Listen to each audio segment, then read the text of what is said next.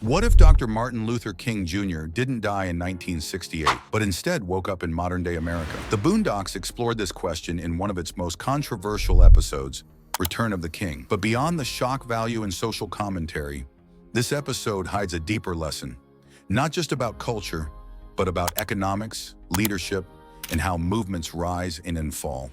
In the episode, King survives the assassination attempt, but slips into a coma, only waking up decades later.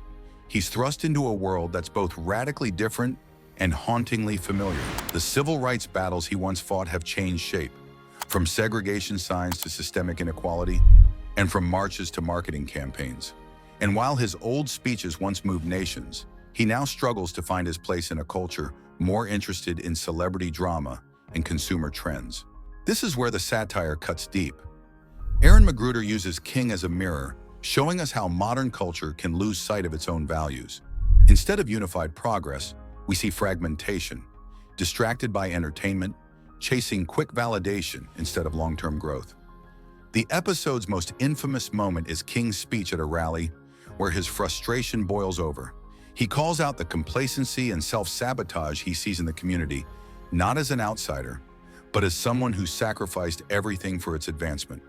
It's a reminder: without discipline, vision, and unity, cultural movements risk turning into empty slogans. Powerful in sound, but powerless in impact. Now here's the part many viewers miss: the financial undertone. The episode shows us a truth that applies to communities, businesses, and personal life. Leadership without economic empowerment is fragile. In the Boondocks world, the civil rights victories didn't translate into widespread financial independence. We see neighborhoods still underfunded, businesses owned by outsiders, and a heavy reliance on systems that don't always have the community's best interest at heart.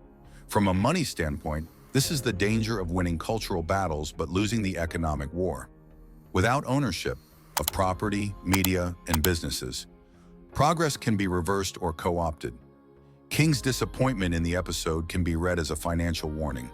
Don't just fight to be included in the system, build your own leverage within it. Fast forward to today, and the lessons are just as relevant. It's not enough to have representation. There has to be real economic power behind it. That means investing, building assets, and supporting businesses that circulate money within your own community.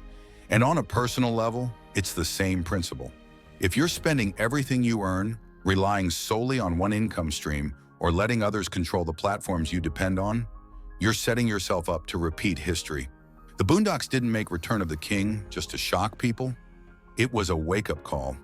Dr. King's struggle in the episode isn't just about adjusting to a new era.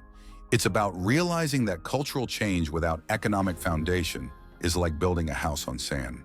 So whether you're leading a movement, starting a business, or just trying to secure your own future, remember, unity and discipline create momentum, but ownership and economic strategy keep it alive.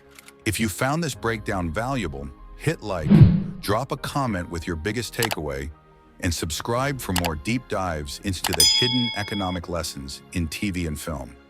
This has been Wealth Decoded, where culture meets capital.